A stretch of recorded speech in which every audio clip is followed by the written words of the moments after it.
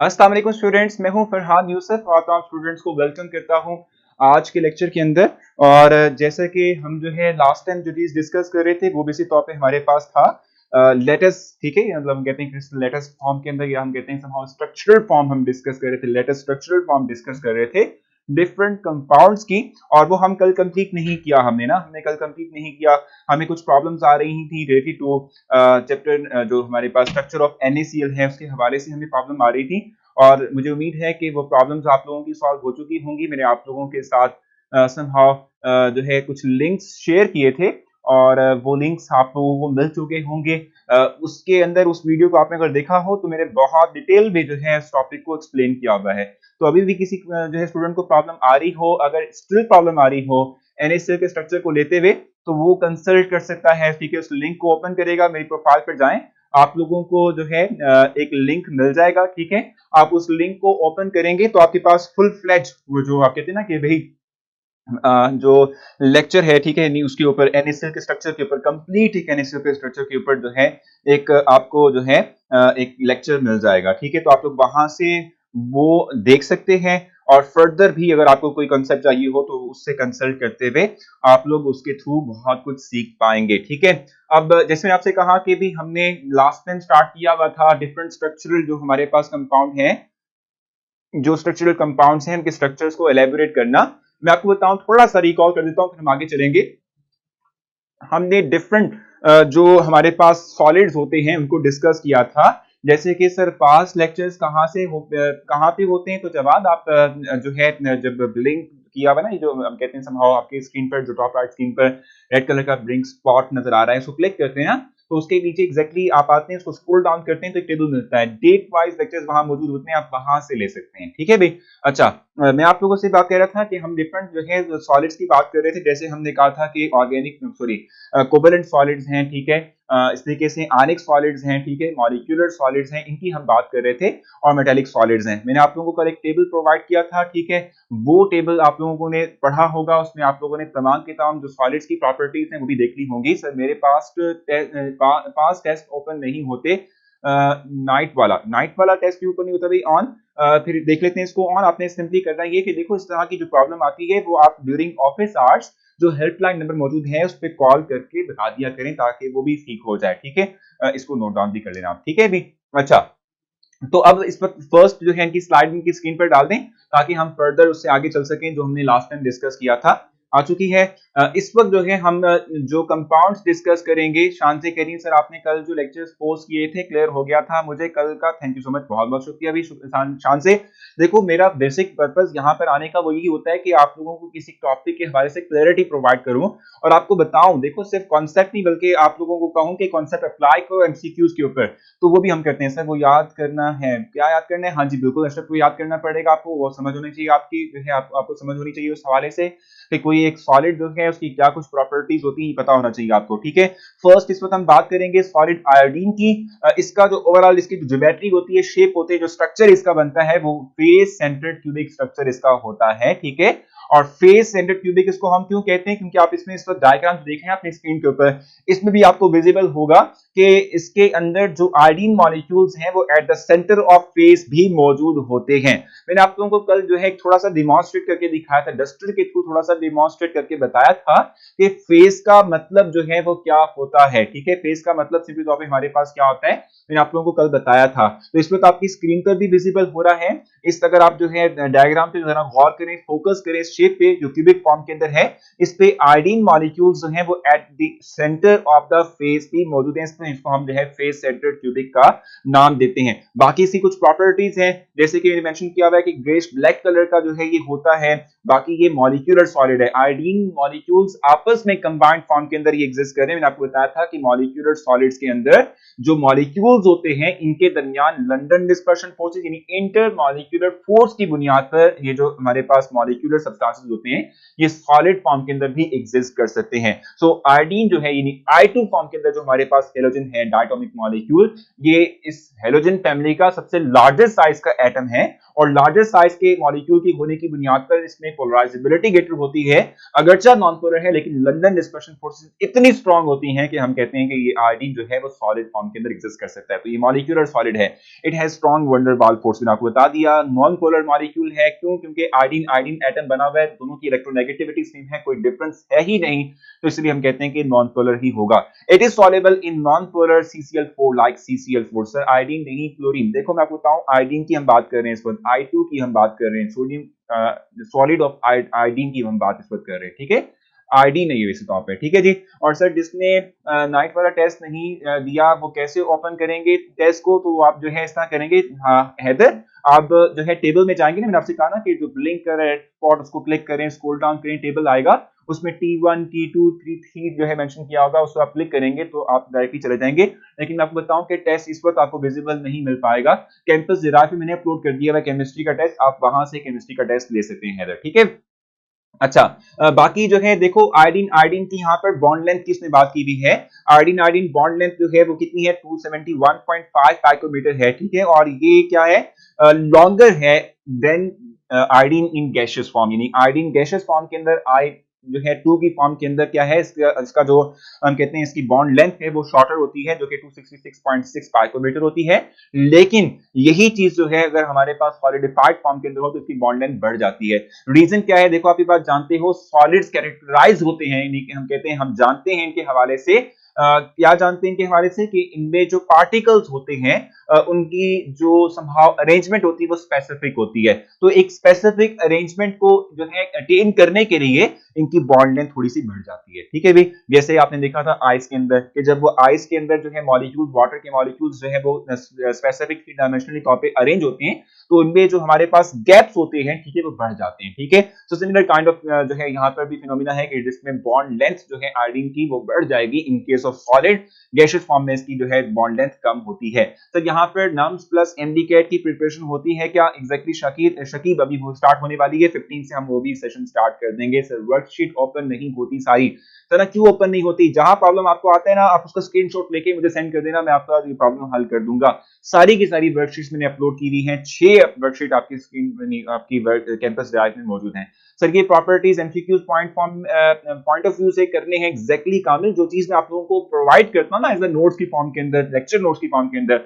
10 lectures हमारे हो चुके हैं और 10 के 10 लेक्चर्स के नोट्स आप लोगों के पास मौजूद होंगे कैंपस ड्राइव पे से, आप लोग डाउनलोड कर सकते हैं।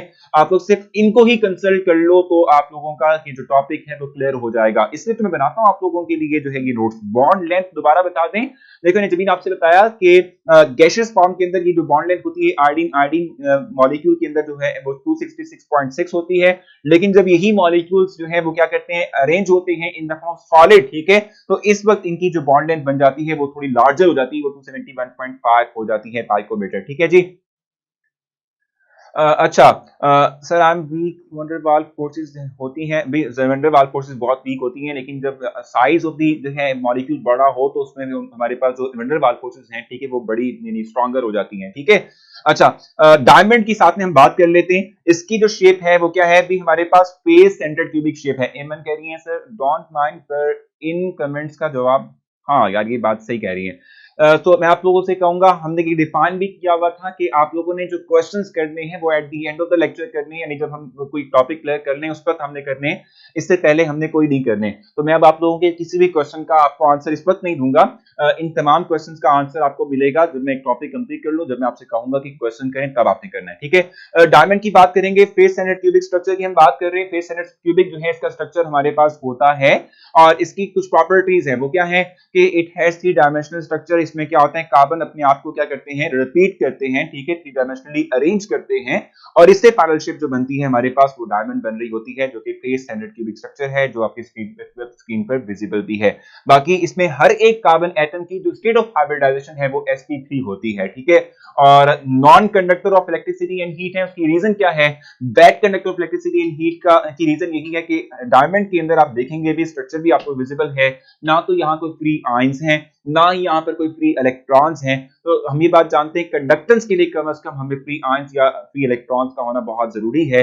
अगर होंगे तभी कंडक्टेंस मुमकिन होगी, अगर नहीं है तो कंडक्टेंस नहीं होती। ठीक हो गया। इस तरीके से यहाँ पर मेंशन भी मैंने किया हुआ है कि चूंकि ये sp3 हाइब्रिडाइज्ड ऑर्बिट में कार्बन एटम्स कैरी करते हैं, तो इनमें जो एंगल होता है वो कांस्टेंट होता है 109.5 डिग्री का, और इसमें जो बॉन्ड लेंथ होती है between the two consecutive carbon atoms वो 154 पाइकोमीटर होती है। इस हवाले से अपने मुझसे कुछ भी पूछना आप जल्दी से मुझसे पूछेंगे, नहीं तो हम फर्दर आगे चलेंगे और लास्ट स्ट्रक्चर हमने डिस्प्ले करना है आपकी स्क्रीन पर, इसको एक्सप्लेन करना है और फिर हमारा चैप्टर नंबर 4 भी कंप्लीट हो जाएगा। हम चैप्टर नंबर 5 की तरफ को मूव करेंगे। 1.54 एंगस्ट्रॉम बॉन्ड लेंथ, 1.54 आप कर सकते हैं एंगस्ट्रॉम के अंदर, बिल्कुल एग्जैक्टली हो सकता है। दुआ देखो ये जो पाइकोमीटर है इसमें पाइको पी जो शो करता है वो रिफ्लेक्ट करता है 10⁻12 को, ठीक है।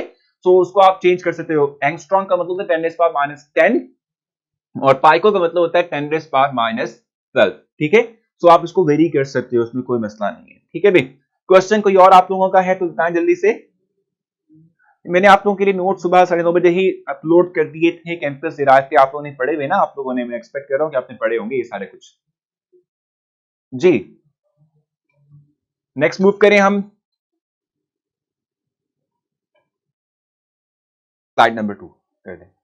अच्छा, सो नेक्स्ट ये लास्ट स्लाइड है हमारे पास। वंडरवाल फोर्सेस का मतलब होता है यानी जो हमारे पास वीकर फोर्सेस होती हैं, कौन कौन सी, डायपोल डायपोल फोर्सेस होंगी, या फिर हमारे पास जो है सिंपली जो लंदन डिस्पर्शन फोर्सेस हैं या डे बाय फोर्सेस है, इनको हम वंडरवाल फोर्सेस का नाम दे रहे होते हैं, ठीक है भाई। और यहाँ पर एक और क्वेश्चन था sp3। देखो मैं आपको बताऊं अशरफ, अभी आगे जाके हमने state of hybridisation, different types of hybridisation को समहाउ थोड़ा बहुत ब्रीफ करना है।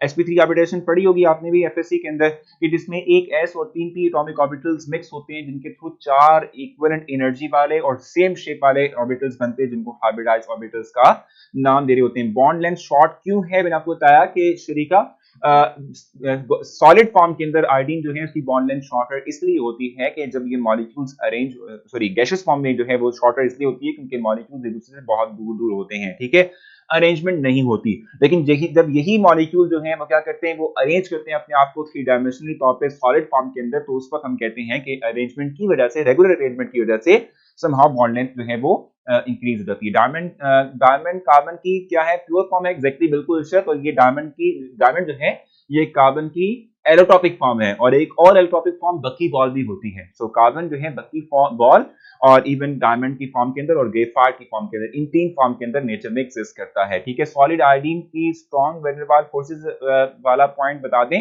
देखो जैनब लार्ज साइज है क्योंकि आयोडीन मॉलिक्यूल का, तो इसलिए क्या होता है लंदन डिस्पर्शन फोर्सेस जो है वो स्ट्रॉन्ग होती है क्योंकि पोलराइजेबिलिटी बढ़ती है, इसलिए हम कहते हैं कि इनमें स्ट्रॉन्ग जो है इंटरमॉलिक्यूलर फोर्स होती है जिसकी बुनियाद पर ये एग्जिस्ट करते हैं।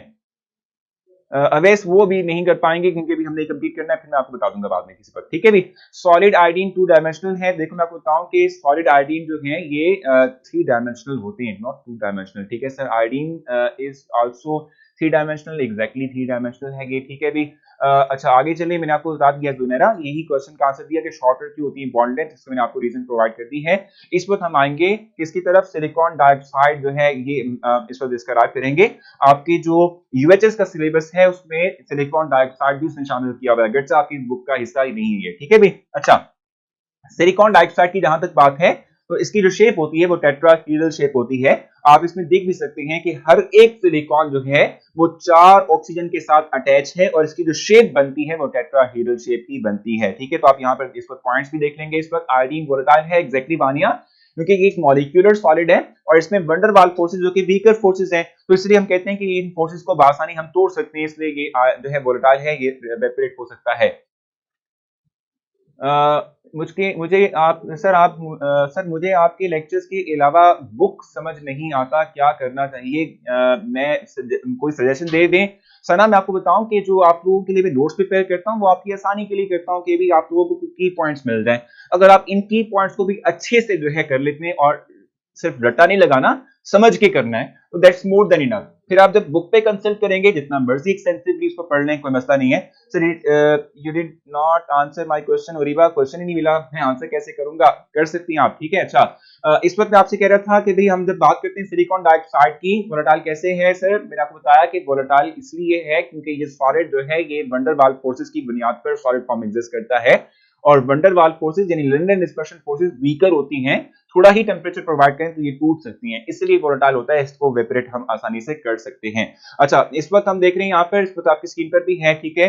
इनमें स्ट्रॉन्ग वंडरवाल फोर्सेज होती हैं, लेकिन समहाउ जो लंदन डिस्पर्शन फोर्सेज हैं वो इतनी स्ट्रॉन्ग नहीं हो सकती जितनी कि आयनिक कंपाउंड के अंदर या कोवेलेंट कंपाउंड के अंदर होती हैं। तो इसलिए हम कहते हैं कि हमारे पास जो है सॉफ्ट नेचर का होता है, वोलेटाइल होता है, वेपर फॉर्म में कन्वर्ट हो सकता है। In the interior of silicon silica network every silicon atom is bonded with 4 oxygen atom. ये मैं आपको बताया था, अभी आप इस वक्त देख भी रहे हैं अपनी स्क्रीन पर, आपकी जो समहाउ क्या कहते हैं स्क्रीन पर जो स्ट्रक्चर डेवलप है, ठीक है।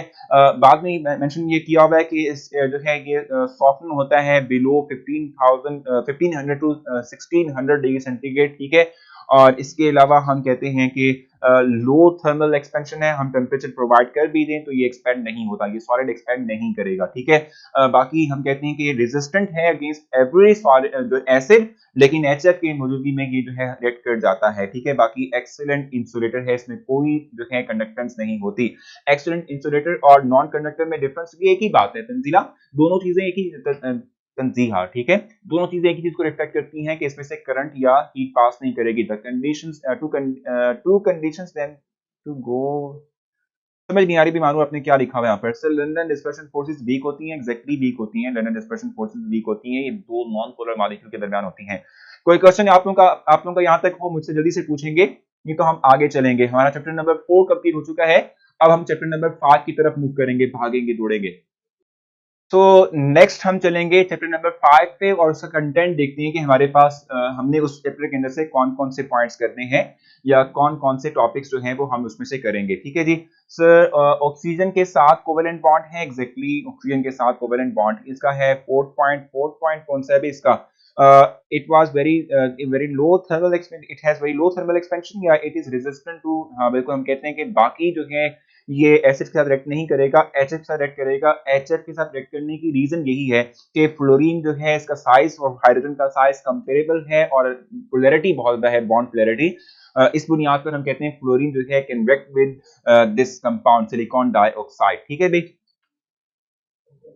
सेकेंड पॉइंट मैंने बताया आपको कि जो है इसका ये सॉफ्टनिंग वाला होता है कि जो ये मेल्ट की तरफ जाएगा तो 1500 टू 1600 डिग्री सेंटीग्रेड पर समहाउ ये सॉफ्ट होना शुरू हो जाता है।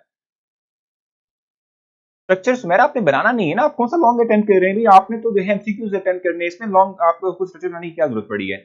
व्हाई इट इज रेजिस्टेंट मैंने आपको बता दिया, और 2 और 4 भी मैंने सना एक्सप्लेन किया है इस वक्त वापस से। थर्मल एक्सपेंशन का मतलब होता है कि हम टेम्परेचर प्रोवाइड कर भी दें तो ये एक्सपेंड नहीं होता, ठीक है, इतना ज्यादा इसका वॉल्यूम चेंज नहीं होता। सर मैं बोल रही हूँ कि अगर कंडीशन देंगे फिर होगी वोलेटाइल। देखो ये नॉर्मली तौर पे भी जो है वोलेटाइल है, वोलेटाइल का मतलब क्या होता है कि वो सब्सटेंस जो रूम टेम्परेचर पे भी वेपर फॉर्म में कन्वर्ट होता हो। लास्ट पॉइंट हमारे पास एक्सीलेंट इंसुलेटर, मतलब कि इसमें से इलेक्ट्रिसिटी या हीट पास नहीं कर सकती, ठीक है भाई। क्लियर हो गया सर। आप शेप ऑफ ऑर्बिटल वाला टॉपिक पढ़ाएंगे, बिल्कुल पढ़ा दूंगा, मैंने पढ़ाऊंगा, अभी तक कोई नहीं पढ़ाया मैंने अभी तक। रेजिस्टेंट टू एसिड, ये रिपीट कर दें, मैंने आपसे कहा जुनेरा कि HF में हाइड्रोजन और फ्लोरीन के दरमियान इलेक्ट्रोनेगेटिव डिफरेंस बहुत ज्यादा है, हम कहते हैं बॉन्ड पोलैरिटी बहुत ज्यादा है, तो ये रिएक्ट करता है विद सिलिकॉन डाइऑक्साइड और इससे जो है अपने इससे जो है किसी दूसरे कंपाउंड में कन्वर्ट कर देगा। बाकी पॉइंट नंबर 2 की जहां तक बात है तो मैंने आपसे कहा कि ये इतना टेम्परेचर प्रोवाइड करेंगे तो ये हार्ड होता है, ये सॉफ्ट होना शुरू हो जाएगा, ठीक है भाई। लास्ट पॉइंट इतने बता दिया है मैंने भाई कि ये इंसुलेटर है, ठीक है, इसमें कोई मतलब करंट पास नहीं होता। नेक्स्ट स्लाइड इनकी स्क्रीन पर ले आए जल्दी से। कंटेंट फ्रॉम चैप्टर नंबर 5 जो हमने डिस्कस करना है, ये बुक 1 का है, मैं बार बार रिपीट कर चुका हूं। ज़रफ़शान के HF जो है इसमें बॉन्ड पोलैरिटी ज्यादा होती है, इसकी बुनियाद पर हम कहते हैं कि ये रिएक्ट करता है with silicon dioxide. Sir FLP क्या था, FLP वाला, FLP का सिलेबस क्या है, तो FLP का सिलेबस जो है जो हमने अभी पढ़ा है उसमें से ही आएगा, मैं आपको बता दूंगा वगैरह, उससे पहले आपको बता दूंगा, ठीक है भाई। अच्छा नेक्स्ट हम इस पर जो है कंटेंट चैप्टर 5 देख रहे हैं। थर्ड स्लाइड इसकी इनकी स्क्रीन पर आ चुकी है, ठीक है। इस चैप्टर में से हमने क्या कुछ पढ़ना है, इस चैप्टर में से हमने प्रोटॉन पढ़ना है, न्यूट्रॉन पढ़ना है, ठीक है, इलेक्ट्रॉन पढ़ना है, ठीक है, और distribution of mass and charges यानी कि इलेक्ट्रॉन, न्यूट्रॉन और प्रोटॉन जो है, ठीक है, इसकी हम बात करेंगे। इसकी हम जो है बात करेंगे कि इनका मैस और इनके चार्जेस क्या होते हैं, इनका कंपैरिजन हम करेंगे। बाकी जो है हम फिर नंबर ऑफ यानी प्रोटॉन नंबर यानी एटॉमिक नंबर कैलकुलेट करेंगे। अगर हमें नंबर ऑफ न्यूट्रॉन्स प्रोवाइड हो, इलेक्ट्रॉन्स प्रोवाइड हो, तो न्यूट्रॉन की कैलकुलेशन करेंगे। ये कुछ कैलकुलेशंस हैं जो हमने इस वक्त डिस्कस करनी है, ठीक है। और उसके बाद फिर हमारे पास शेप ऑफ एसपीडीएफ आ जाएगा इसके अंदर, जो अभी बात कर रहे थे वो इसमें आएगा, ठीक है। और बाकी जो है इलेक्ट्रॉनिक कॉन्फ़िगरेशन है, आयनाइजेशन एनर्जी है, इलेक्ट्रॉन एफिनिटी है, ये अगरचा ये जो हमारे पास पॉइंट्स हैं ये चैप्टर नंबर 6 से हैं, ठीक है। लेकिन फिर भी इसको जो है सिलेबस के अंदर इसी जो है हम कहते हैं चैप्टर के अंदर इसको शामिल किया गया है, ठीक है।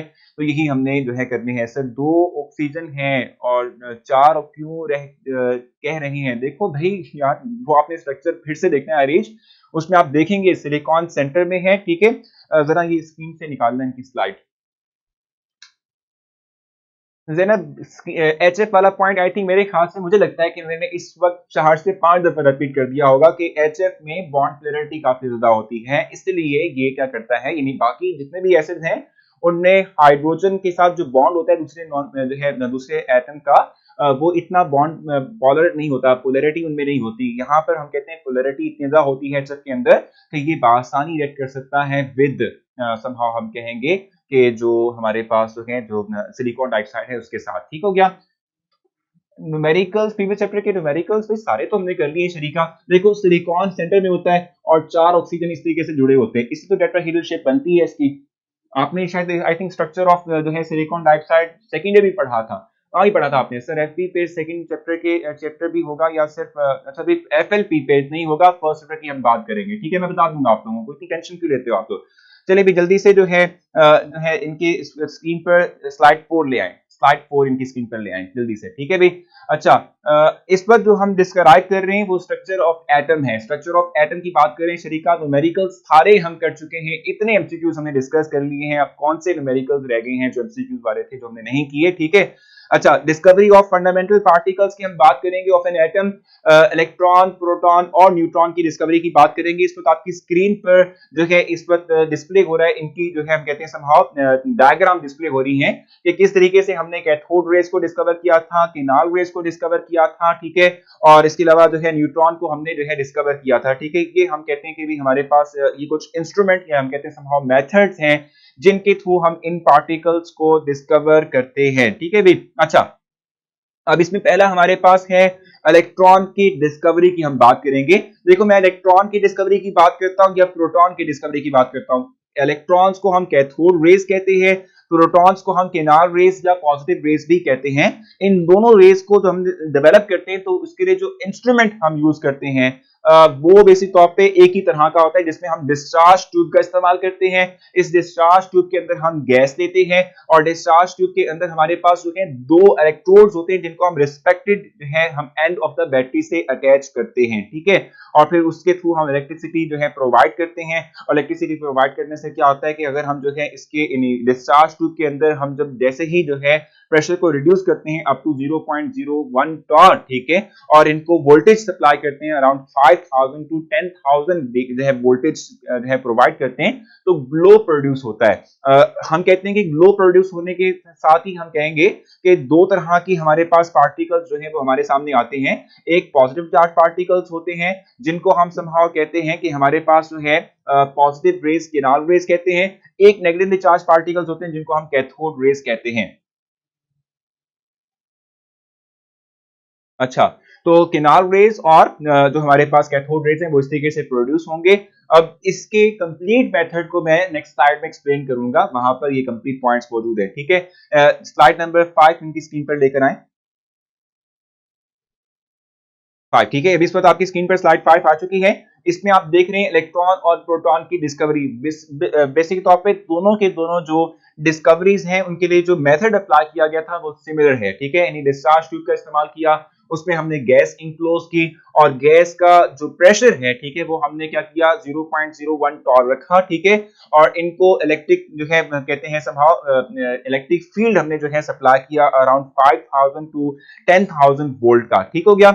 और उसके बाद हम कहते हैं कि भी जो है क्या हुआ कि जब हम इलेक्ट्रॉन की डिस्कवरी की बात करते हैं तो इस जो है सिनेरियो के अंदर इन कंडीशंस के अंदर करंट पास करता है थ्रू द गैस पार्टिकल्स, ठीक है। और पास करते हुए क्या करेगा, गैस पार्टिकल्स को आयनाइज करेगा, इलेक्ट्रॉन प्रोड्यूस होंगे, ठीक है।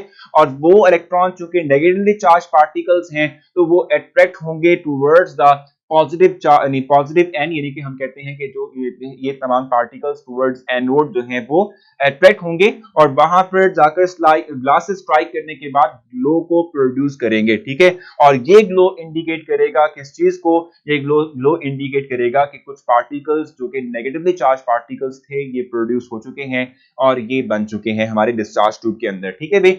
इसी तरीके से अगर आप जो है देख लें हमारे पास जो प्रोटॉन है, ठीक है, प्रोटॉन की अगर हम बात करते हैं तो ये भी डिस्चार्ज ट्यूब के अंदर बिल्कुल इसी मेथड के थ्रू ही प्रिपेयर होते हैं, ठीक है भाई। इसी मेथड के थ्रू हम कहते हैं प्रिपेयर होते हैं, जिसमें कि हम जो है एक डिस्चार्ज ट्यूब के अंदर एक स्पेसिफिक जो है कंडीशन के तहत, यानी कि एक स्पेसिफिक जो है प्रेशर के तहत हम फिल करते हैं एक गैस को इनसाइड द डिस्चार्ज ट्यूब। और डिस्चार्ज ट्यूब के अंदर हमारे पास होते हैं भी दो इलेक्ट्रोड्स, ठीक है।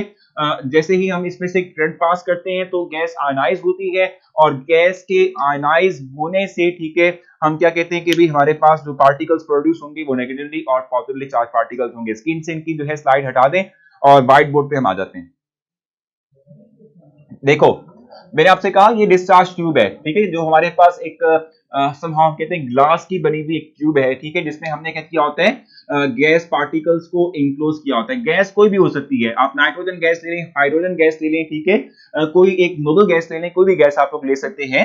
आप इस डिस्चार्ज ट्यूब के अंदर क्या करेंगे, एक गैस लेंगे, ठीक है, और आप करेंगे क्या कि भाई इसके बाद जो है मतलब जो डिस्चार्ज ट्यूब है उसमें दो इलेक्ट्रोड्स लगाएंगे, उनको respective end of the battery के साथ अटैच करेंगे।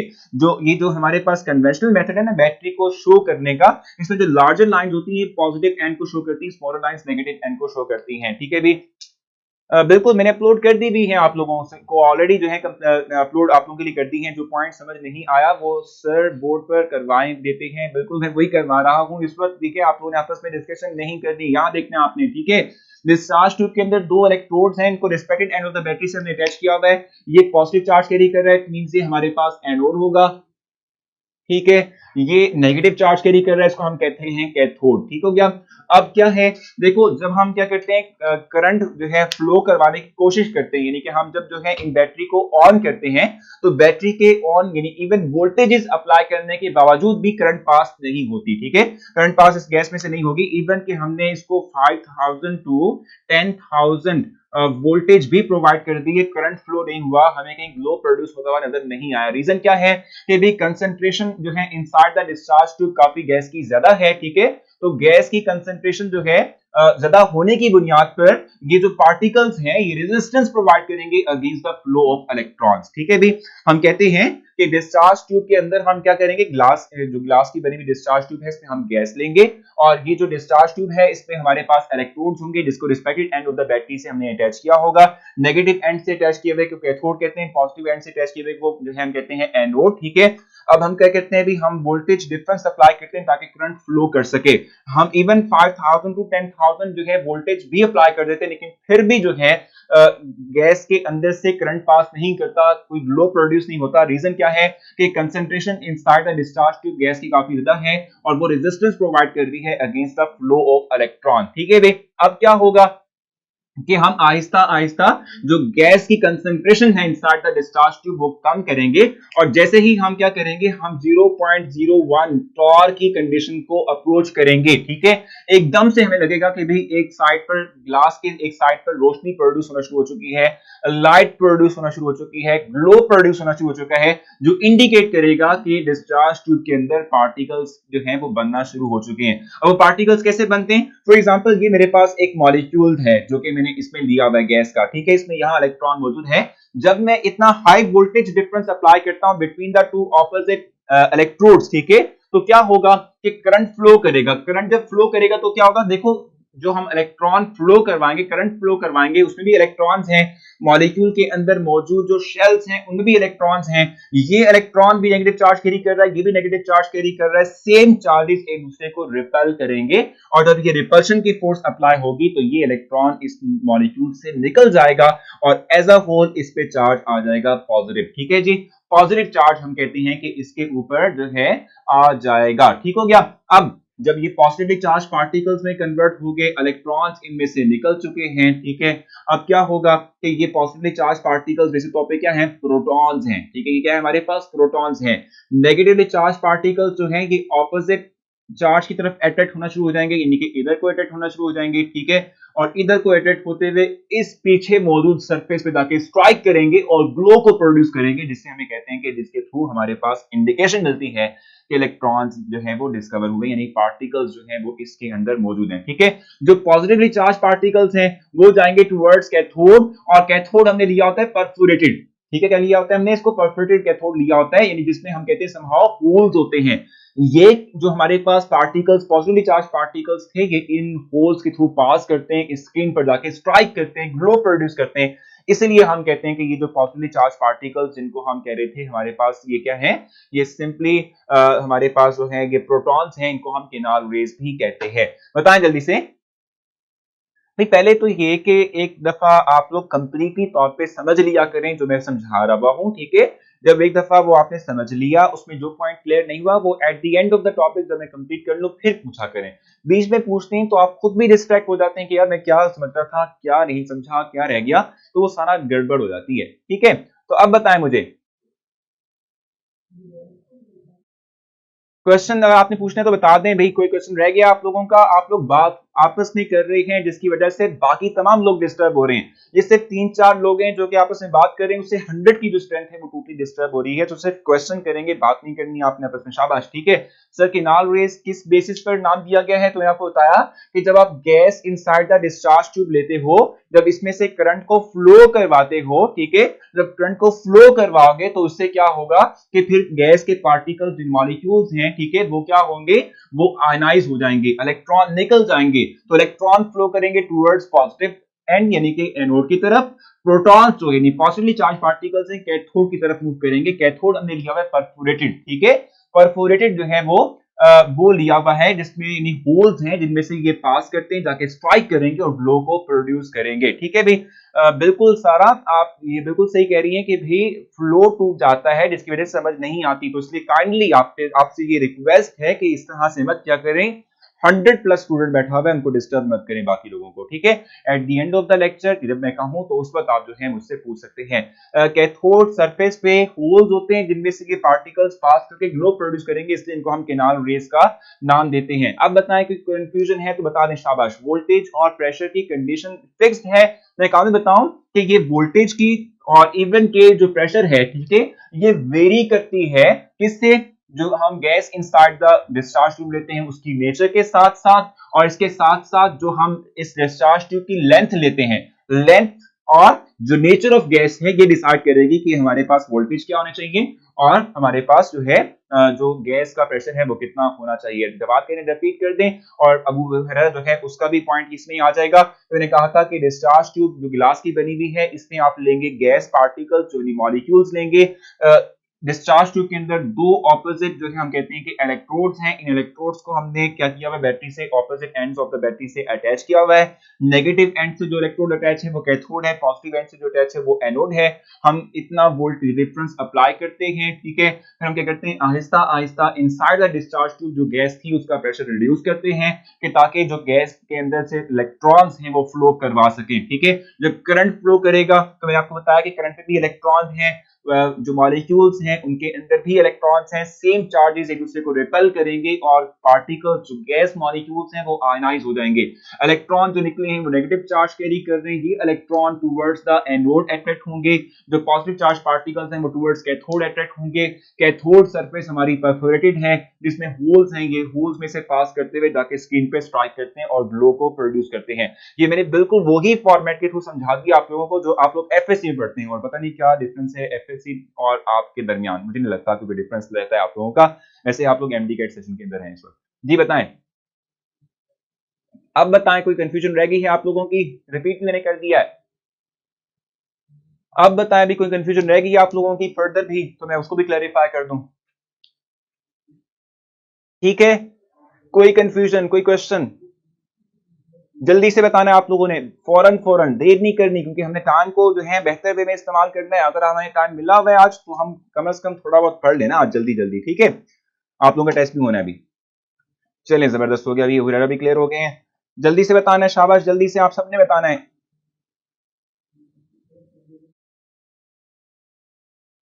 अच्छा जी, क्लियर हो चुका है, क्लियर हो चुका है, क्लियर हो चुका है जी। शान से बताएं, साथ में बता दें।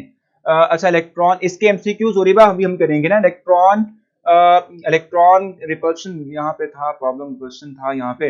रिपल्शन होगी सर इसमें, इस गैस एंड इलेक्ट्रॉन, तो फिर पॉजिटिव आयंस कैसे बनेंगे मोमिना?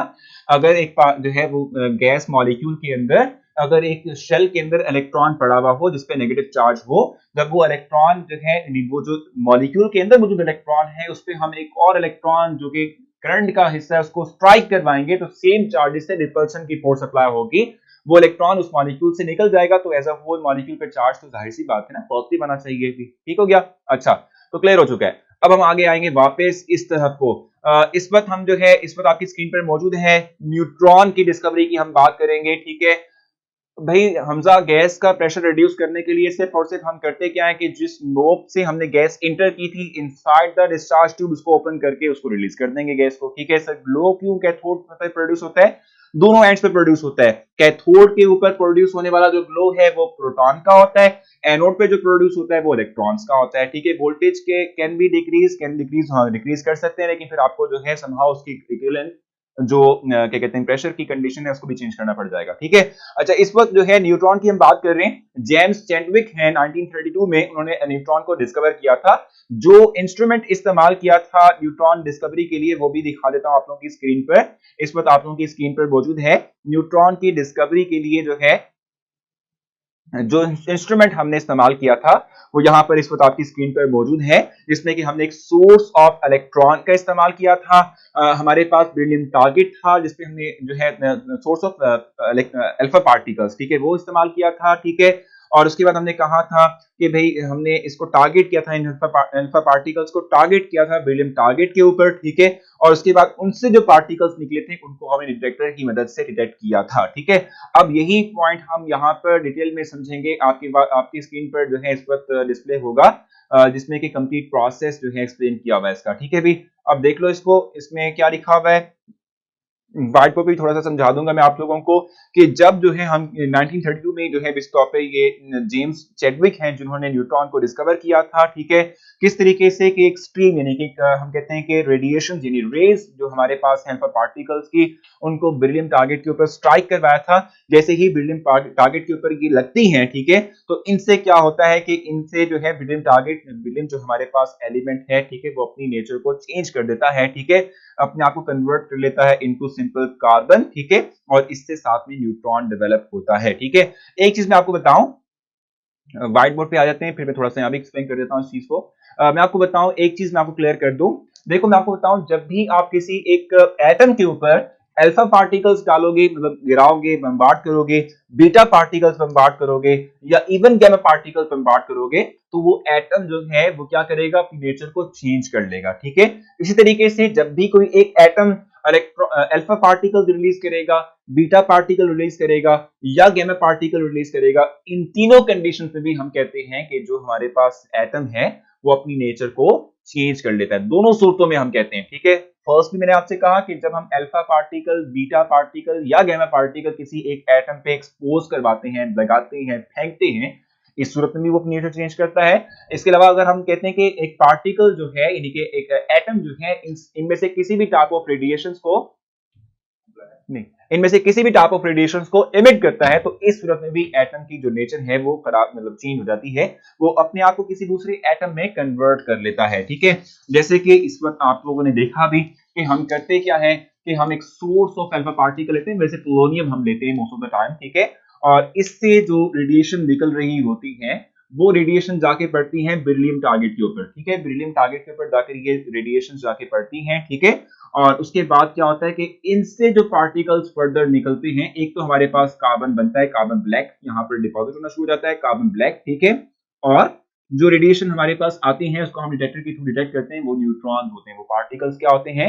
न्यूट्रॉन्स होते हैं। न्यूट्रॉन कैसे प्रोड्यूस होते हैं? तो यही तो बताया उमर मैंने आपको, अभी यही तो फिलोसफी सारी की सारी जो है आपसे डिस्कस की थी उमर के भी, न्यूट्रॉन कैसे डेवलप होते हैं कि अल्फा पार्टिकल्स को बेरिलियम पे टारगेट करवाएंगे और उसके बाद क्या होगा, बेरिलियम अपनी नेचर को चेंज करेगा कार्बन में, और उसके बाद उससे न्यूट्रॉन डेवलप होंगे। ठीक है भाई, यहां तक आप लोगों को ये चीज क्लेरिफाई है, तो हम फिर आगे नेक्स्ट मूव करेंगे और ऐसे करते हैं कि पहले आप लोगों का मैं टेस्ट दे देता हूं आप लोगों की स्क्रीन पर। ठीक है, आप थोड़ा सा फ्रेश भी हो जाएंगे, तो 2-3 मिनट का आपको रेस्ट मिल जाएगा। फिर हम फर्दर आगे आते हुए मैं आप लोगों को जो न्यूट्रॉन, प्रोटॉन और इलेक्ट्रॉन्स हैं, ठीक है, इनकी जो प्रॉपर्टीज हैं वो आप लोगों से डिस्कस करूंगा। अभी तक हमने आज कोई एमसीक्यू नहीं किया, वो पता है क्यों नहीं किया?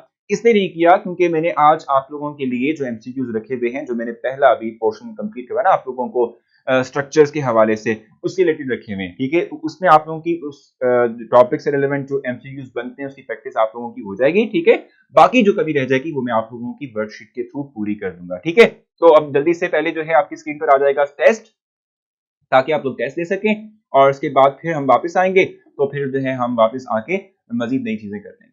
देखो, मैं आप लोगों के लिए जो है अर्ली मॉर्निंग के अंदर ही जो हमारे उस दिन का जो डिस्कस करने का मटेरियल होता है वो आप लोगों से ऑलरेडी शेयर कर लेता हूँ। रीजन पता है क्या है उसकी? रीजन सिर्फ और सिर्फ ये है कि ताकि आप लोग उसको एक दफा देख लें, गो थ्रू कर लें, क्योंकि आप लोगों ने एफएससी कंप्लीट की हुई है, पार्ट 1 भी पढ़ा हुआ है, पार्ट 2 भी पढ़ा हुआ है। ठीक है, मैं ये समझता था कि जो एमडी कैट के स्टूडेंट्स होते हैं, समझता इससे था क्योंकि मेरा बहुत सालों का एक्सपीरियंस है एमडी कैट, टी कैट पढ़ाने का, तो मुझे ज्यादातर स्टूडेंट्स मिलते हैं, मतलब मिले हैं बेसिक तौर पे पास्ट के अंदर जो एक्सपीरियंस रहा, वो बहुत शार्प माइंड के होते हैं। उन्होंने पहले ही जो है टॉपिक्स बहुत अच्छे से पढ़े हुए होते हैं। ठीक है, सिर्फ और सिर्फ वो क्या करते हैं, वो कहते हैं कि जी हमें गो थ्रू करवा दो एक दफा, वापस जो है वो कॉन्सेप्ट रिकॉल करवा दो, और उसके बाद फिर हमसे जितनी मर्जी जो है वो एमसीक्यूज की एक्सरसाइज करवानी हो वो करवा दो। ठीक है, तो अच्छा, अभी तक एमसीक्यू आपको डिस्प्ले नहीं हुआ इसमें, आपने सिर्फ थोड़ी सी पेज को रिफ्रेश करना है और उसके बाद जो वीडियो के एग्जैक्टली नीचे स्टार्ट टेस्ट का ऑप्शन आएगा उसे क्लिक करना है, आपका टेस्ट जो है वो स्टार्ट हो जाएगा। ठीक है, तो मैं यही आपसे एक्सपेक्ट कर रहा था, लेकिन कोई बात नहीं, अगर आप लोगों की कोई प्रॉब्लम होती भी है तो आप लोग साथ डिस्कस किया करें। लेकिन बस ये है कि जो है ना थोड़ा सा जो मैं आप लोगों के लिए करता ये हूँ कि पहले ही अपलोड कर देता हूँ ना स्लाइड्स को, तो वो आप पहले गो थ्रू कर लिया करें, ताकि आप लोगों की जो बेसिक टाइप के क्वेश्चन है ना वो उसमें खत्म हो जाए, यानी कि वो आप लोग पहले ही से कर चुके हो, यानी कि थोड़ा बहुत कॉन्सेप्ट आपके जहन में हो, ज्यादा एक्सपेक्ट नहीं करूंगा, थोड़ा बहुत हो, फिर मैं थोड़ा बहुत बता दूंगा, उससे क्लैरिटी मिल जाएगी आप लोगों को, ताकि हमें मैक्सिमम टाइम मिले हम एमसीक्यूज की प्रैक्टिस करें। देखें, आज भी हमने एमसीक्यूज की प्रैक्टिस अभी तक थोड़ी कम की है, लेकिन अब आप लोगों के लिए एमसीक्यूज मिल जाएंगे, जो कि अभी तक हमने किया उसकी प्रैक्टिस आप लोगों की इस वक्त हो जाएगी। ठीक है भी, तो आज का टेस्ट इंतहाई आसान था और इसमें देख भी रहा हूँ मैं स्टूडेंट्स के, ज्यादातर स्टूडेंट्स के जो मार्क्स हैं वो 5 आउट ऑफ 5 हैं, कुछ के 4 आउट ऑफ 5 भी हैं, 3 आउट ऑफ 5 भी हैं, 2 आउट ऑफ 5 भी हैं। लेकिन देखो कोई बात नहीं, हम आज ही हमने जो पढ़ा था उसको हमने अप्लाई कर दिया। ठीक है, उसको हमने देख लिया, अभी बहुत सी इंप्रूवमेंट हमारे अंदर बाकी होगी, तो उस इंप्रूवमेंट को हम साथ साथ वक्त के जो है वो करते रहेंगे, और जो है हम अपनी तैयारी को और अच्छे से अच्छा जो है वो करते रहेंगे। तो आपने बिल्कुल भी परेशान नहीं होना अगर आपके मार्क्स थोड़े से कम आए। ठीक है, वैसे तो आने पूरे चाहिए थे क्योंकि आसान मैंने टेस्ट बनाया हुआ था आप लोगों के लिए। अब हम चल सकते हैं आगे, थोड़ा सा आगे मूव कर लें। मैं आप लोगों के लिए प्रॉपर्टीज जो कि न्यूट्रॉन, इलेक्ट्रॉन और प्रोटॉन की हैं वो डिस्प्ले कर दूं आप लोगों के लिए, और वो हम डिस्कस करें। बताएं जल्दी से। जी, आप लोग आ चुके हैं दोबारा टेस्ट के?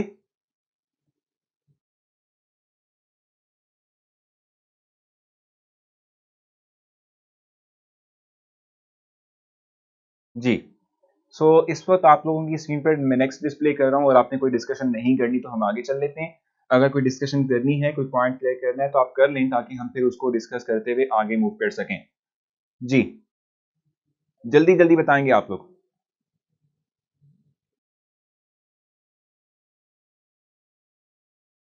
तो इस वक्त आप लोगों की स्क्रीन पर एक जो है नेक्स्ट स्लाइड मौजूद है सर, बल्कि बकी बॉल का क्या होती हैं, देखो मैंने आपको बताया था, हम जब डायमंड की बात कर रहे थे तो मैंने आपको उसमें ही क्लेरिफाई कर दिया था कि डायमंड की 3 एलोट्रॉपिक फॉर्म्स होती हैं। एक हमारे पास होती है बकी बॉल, एक हमारे पास ग्रेफाइट होती है, एक हमारे पास जो है खुद इटसेल्फ डायमंड, कार्बन की हम बात कर रहे हैं। कार्बन की 3 एलोट्रॉपिक फॉर्म्स होती हैं, डायमंड की फॉर्म के अंदर एग्जिस्ट करता है, बकी बॉल की फॉर्म के अंदर एग्जिस्ट करता है, और हम कहते हैं कि हमारे पास लास्ट जो है वो इटसेल्फ ग्रेफाइड है। ठीक है भी, और मैं वन बाय वन डिस्कस कर लूंगा, और उसके बाद फिर हम आगे चलेंगे। साइंटिस्ट ने याद करने की जरूरत हो सकती है, लेकिन ऐसे इतना इस तरह के क्वेश्चंस बनते नहीं है। ठीक है, वन बाय वन डिस्कस कर लेता हूं ताकि आप लोगों के तमाम जल्दी से क्वेश्चंस गो थ्रू हो जाए, फिर हम आगे आएंगे, क्योंकि आप लोग जो है बार बार फिर रिपीट करवा कहेंगे इधर उधर। ठीक है, कहेंगे, सो एक दफा रिपीट कर लेते हैं। बकी ball is an allotropic form of carbon है, मैंने आपसे कहा था कार्बन 3 फॉर्म में एग्जिस्ट करता है, बकी बॉल की फॉर्म के अंदर एग्जिस्ट करता है, डायमंड की फॉर्म के अंदर एग्जिस्ट करता है, ग्रेफाइट की फॉर्म के अंदर एग्जिस्ट करता है। ठीक है जी, और अगर हम बात करते हैं सेकंड क्वेश्चन की, तो सेकंड क्वेश्चन हमारे पास क्या है, which of the following is a gain molecule, यानी large size molecule.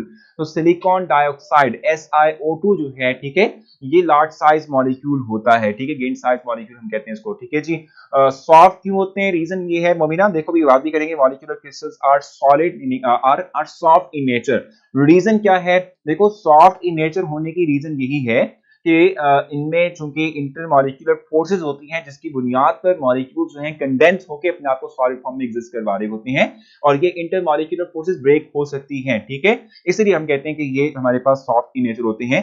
The overall structure of diamond अभी हमने पढ़ा था, वो फेज स्टैंडर्ड क्यूबिक हमारे पास होता है। Crystals form due to London dispersion forces, वो मॉलिक्यूलर सॉलिड्स ही होते हैं, ठीक है।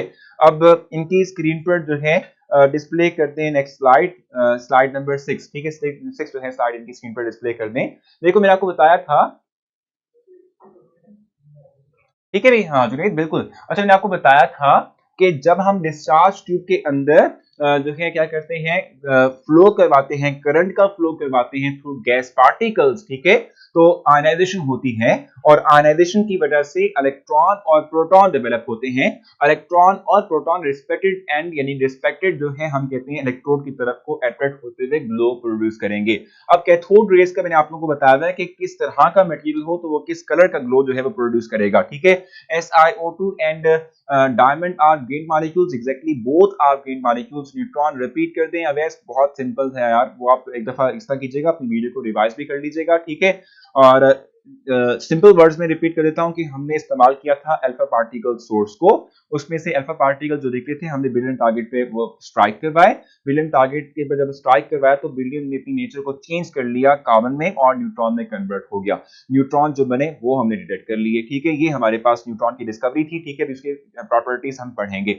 सो कैथोड रेज अगर ग्लास पे स्ट्राइक करेंगी, कंपोजिशन ऑफ मटेरियल अगर ग्लास है तो इस पे ग्रीन कलर का जो है फ्लोरेसेंस क्रिएट होगा। अगर कैथोड रेज एल्यूमिना का मतलब होता है Al2O3, ठीक है, अगर इसके ऊपर जाके स्ट्राइक करती हैं तो ब्लू रेड प्रोड्यूस होता है। अगर कैथोड रेज जो है वो टिन स्टोन के ऊपर जाके स्ट्राइक करेंगी तो येलोइश कलर जो है, ठीक है, वो पीजीसी के हैं क्या, देखो मैं बताऊं, इफ यू डोंट माइंड, आप सब टीचर्स पीजीसी के हैं क्या, बिल्कुल जुनेद, थोड़ा बहुत एक्सपीरियंस हर जगह का हमारा है, ठीक है, हमने पढ़ा है डिफरेंट इंस्टीट्यूट्स के अंदर।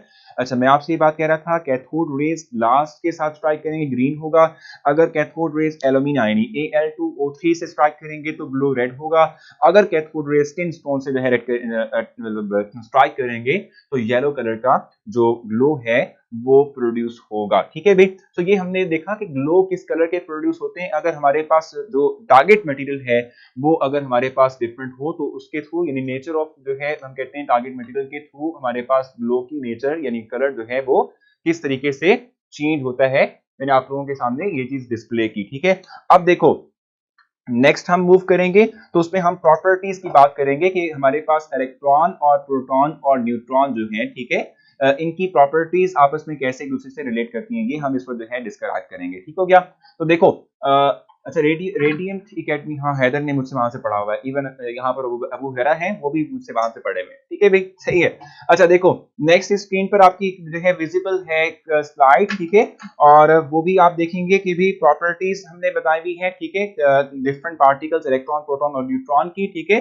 फर्स्ट वन देखो, अगर हम इलेक्ट्रिक फील्ड अप्लाई करते हैं, इलेक्ट्रिक फील्ड अगर हम जो है क्या करते हैं अप्लाई करते हैं तो उसमें इलेक्ट्रॉन चूंकि नेगेटिवली चार्ज पार्टिकल्स हैं तो इलेक्ट्रॉन नेगेटिवली चार्ज पार्टिकल होने की बुनियाद पर डिफ्लेक्ट हो जाएंगे, एक स्ट्रेट लाइन में फ्लो कर रहे थे, तो जब जैसे ही हमने इलेक्ट्रिक फील्ड अप्लाई किया तो इलेक्ट्रिक फील्ड का मतलब क्या होता है कि पॉजिटिव चार्ज और नेगेटिव चार्ज अप्लाई किया, चूंकि इलेक्ट्रॉन नेगेटिवली चार्ज पार्टिकल्स हैं तो ये अपने स्ट्रेट लाइन को छोड़ के towards the positive charge attract होना शुरू हो जाते हैं। तो इस बात से हमें ये अंदाजा होता है कि ये जो पार्टिकल्स यानी कैथोड रेज यानी इलेक्ट्रॉन्स हैं they are negatively charge particles, ठीक है।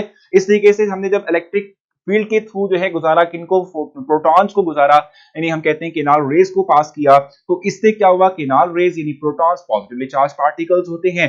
जब हम इलेक्ट्रिक फील्ड अप्लाई करेंगे तो करंट नेगेटिव चार्ज और पॉजिटिव चार्ज हमने रखा हुआ है, ठीक है, हम कहते हैं कि भाई ये जब cathode rays sorry canal raise जो है इलेक्ट्रिक फील्ड में से पास करेंगी तो किनाल रेज में प्रोटॉन्स हैं पॉजिटिवली चार्ज पार्टिकल्स हैं, तो ये क्या करेंगे, ये इलेक्ट्रिक फील्ड में नेगेटिव एंड की तरफ को अट्रैक्ट होना शुरू हो जाएंगे, और इस बात से हमें इंडिकेशन मिलती है कि कैनाल रेज यानी प्रोटॉन कैरीज पॉजिटिव चार्ज। ठीक हो गया। इस तरीके से हम न्यूट्रॉन की बात करते हैं तो हम कहते हैं इस पे कोई चार्ज नहीं होता। क्यों, हमें कहां से पता चला?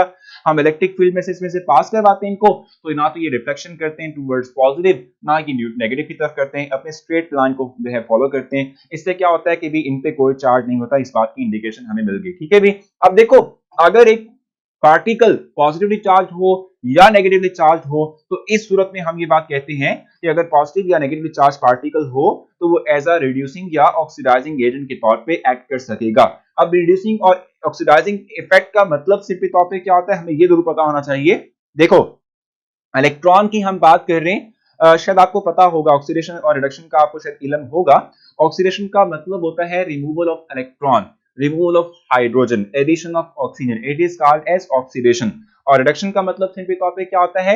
रिडक्शन का मतलब होता है addition of electron, addition of hydrogen and removal of oxygen. ठीक है। अब इलेक्ट्रॉन की जहां तक बात करते हैं, तो चूंकि इलेक्ट्रॉन हम कह रहे हैं, sorry, electron negatively charge particles हैं, तो ये करते क्या है, ये एज अ रिड्यूसिंग इफेक्ट काज करते हैं, यानी कि ये किसी एक एलिमेंट में ऐड होके उसमें रिडक्शन का प्रोसेस अप्लाई करते हैं, उसमें रिडक्शन काज करते हैं। ठीक है। सो हम ये बात कहते हैं कि रिड्यूसिंग और ऑक्सीडाइजिंग इफेक्ट क्या होता है कि इलेक्ट्रॉन्स जो हैं वो क्या करते हैं अभी, वो किसी एक पार्टिकल में रिडक्शन का प्रोसेस अप्लाई करेंगे। और प्रोटॉन्स क्या है, they are positively charge particles. और पॉजिटिवली चार्ज पार्टिकल्स क्या करते हैं, जब भी किसी एक एलिमेंट पे स्ट्राइक करते हैं, किसी एक जो है सब्सटेंस के ऊपर अटैक करते हैं, हमको प्रोटॉन्स को है किसी एक सब्सटेंस पे एक्सपोज करवाते हैं, तो उसमें ऑक्सीडेशन का अमल होता है, यानी कि इलेक्ट्रॉन निकलने के बाद positive charge as a hole net charge आ जाता है। क्योंकि पॉजिटिव चार्ज रिफ्लेक्ट किस बात को करता है कि इलेक्ट्रॉन की तादाद कम हो चुकी है, प्रोटॉन की तादाद बढ़ चुकी है। ठीक हो गया। अच्छा, उसके बाद फिर न्यूट्रॉन जो है उसकी बात हम करते हैं, तो हम कहते हैं चूंकि ना तो ये कोई चार्ज कैरी कर रहा है पॉजिटिव, ना ये नेगेटिव चार्ज कैरी कर रहा है, ना ये ऑक्सीडाइजिंग इफेक्ट करेगा, ना ही ये रिड्यूसिंग इफेक्ट करेगा। ठीक है। अब टाइप ऑफ फ्लोरेसेंस की बात कर लेते हैं, तो उसमें हमने देखा था, मैंने आपको बताया भी कि इलेक्ट्रॉन की जहां तक बात है, ठीक है, अगर हम बात कर रहे हैं किसकी भी डिस्चार्ज ट्यूब की, वो भी ग्लास की बनी हुई डिस्चार्ज ट्यूब की बात कर रहे हैं, तो इससे जो फ्लोरेसेंस क्रिएट होगा वो ग्रीन कलर का होगा। ठीक है। और अगर हम बात करते हैं प्रोटॉन की, तो इसमें जो कलर ऑफ जो है फ्लोरेसेंस होता है वो रेड कलर होता है। ठीक है। और न्यूट्रॉन जो है वो कोई फ्लोरेसेंस क्रिएट नहीं करता, क्योंकि इसके लिए हम जो है कोई इस तरह का ग्लास का बना हुआ कोई मटेरियल यूज नहीं करते। हम इसके लिए डिटेक्टर यूज करते हैं जो डिटेक्ट कर लेता है इन पार्टिकल्स को। ग्रेफीन ज्यादातर इस्तेमाल की जाती है इस तरह के पार्टिकल्स को डिटेक्ट करने के लिए। ठीक हो गया। और जहां तक बात रही हमारे पास ई ओवर एम वैल्यू की, जहां तक बात रही हमारे पास ई ओवर एम वैल्यू की, ठीक है, तो ई ओवर एम वैल्यू की अगर हम बात करते हैं, तो हम कहते हैं कि चूंकि हम इलेक्ट्रॉन की बात कर रहे हैं और इलेक्ट्रॉन पे चार्ज भी कांस्टेंट होता है और उसका मास भी एक कांस्टेंट वैल्यू है, तो इसकी E over M value nature of gas पे डिपेंड नहीं करती। चाहे वो हाइड्रोजन के अंदर मौजूद इलेक्ट्रॉन हो, चाहे वो नाइट्रोजन के अंदर मौजूद इलेक्ट्रॉन हो, चाहे वो हमारे पास किसी भी गैस के अंदर मौजूद इलेक्ट्रॉन हो, सब इलेक्ट्रॉन्स के मास भी सेम होंगे और सब इलेक्ट्रॉन के ऊपर चार्ज भी सेम होगा। इसलिए हम कहते हैं E over M value for electron independent होती है from the gas that we take inside the discharge tube. ठीक है। इस तरीके से ई ओवर एम वैल्यू की बात करें फॉर प्रोटॉन, तो प्रोटॉन में हम कहते हैं कि it always depends upon the nature of gas. क्यों? क्योंकि हमने इलेक्ट्रिक करंट का फ्लो करवाना है, तो गैस पार्टिकल्स जो मॉलिक्यूल्स हैं वो आयनाइज होंगे, पॉजिटिव चार्ज कैरी करेंगे। ठीक है। और पॉजिटिव चार्ज कैरी करने वाले जो हमारे पास पार्टिकल्स इन मॉलिक्यूल्स हैं, उनमें प्रोटॉन एक ही हो सकता है, दो भी हो सकते हैं, तीन भी हो सकते हैं, यानी कि उनका मास जो है ये वेरी करेगा। और जब मास वेरी करेगा तो E over M value for different gases different होगी फॉर प्रोटॉन। ठीक है। इसलिए हम कहते हैं कि it always depends upon the nature of gas. और न्यूट्रॉन की जहां तक बात है, तो चूंकि उसमें हम कहते हैं चार्ज ही नहीं होता, न्यूट्रॉन पे कोई चार्ज ही नहीं है, तो इसलिए हम कहते हैं कि फिर ये क्या होगा, इसकी ई ओवर एम वैल्यू नहीं होती। अब मुझे बताएं कि इन चार पॉइंट्स में से कौन सा पॉइंट आपने वापस समझना है, जल्दी से बता दें, फिर हम आगे चलेंगे और नेक्स्ट हम जो है इसको क्लोज करेंगे। आज के टॉपिक को हमने क्लोज करना है। ठीक है। जल्दी से बताएं कि आपने इसमें से कोई पॉइंट जो है आपको क्लियर नहीं हुआ। अगर क्लियर हुआ है तो जरूर क्लियर मेंशन करें ताकि हमारा टाइम बच जाए ना। ठीक है। हम आगे मूव कर सकें। जल्दी से बताएंगे आप लोग। Why E over M value for electron independent from the nature of gas while proton don't। ठीक है। अच्छा, ये इनकी जो स्लाइड है इनकी स्क्रीन से वो रिमूव कर दें। बिल्कुल सुमेरा भी ब्रेक करने लगे, स्क्रीन से रिमूव कर दी। अब देखो जरा, ये देखो, रिड्यूसिंग वाला बता देते हैं आप लोगों को, जस्ट ये पहले देख लें। सर अभी हमने डिस्चार्ज ट्यूब में देखा कि इलेक्ट्रॉन गैस मॉलिक्यूल्स के साथ कोलाइड करके उनको क्या करते हैं भाई, उन इलेक्ट्रॉन उनमें से रिमूव करवा देते हैं। सो ये क्या है, so it is oxidation, it is not contradictory, देखो मैं आपको बताऊं, इलेक्ट्रॉन जो है, ठीक है, ये क्या कर रहे हैं भाई, एक न्यूट्रल पार्टिकल की हम बात करें, उसमें से इलेक्ट्रॉन जो है वो निकाल के उसको पॉजिटिव चार्ज में कन्वर्ट कर रहे हैं। वो प्रोसेस जो कि इस पार्टिकल वानिया जो हमारे पास गैस मॉलिक्यूल, इस पर जो प्रोसेस हुआ वो ऑक्सीडेशन ही है, ठीक है। लेकिन ये खुद जो इलेक्ट्रॉन है ये किस तरह से बिहेव कर रहा है, एज अ रिड्यूसिंग एजेंट के तौर पे। रिड्यूसिंग एजेंट का मतलब क्या होता है, रिड्यूसिंग एजेंट का मतलब होता है जो कि खुद क्या करता है, खुद जो है अपने अंदर रिडक्शन करवाता है, दूसरे में ऑक्सीडेशन संभव करवा देता है, ठीक है। देखो जैसे भी मैं आपसे कहा भी कि मॉलिक्यूल पे जब इलेक्ट्रॉन जो है वो स्ट्राइक करेगा तो उसमें से इलेक्ट्रॉन निकल जाएगा और फिर पॉजिटिव चार्ज आ जाएगा, ठीक है।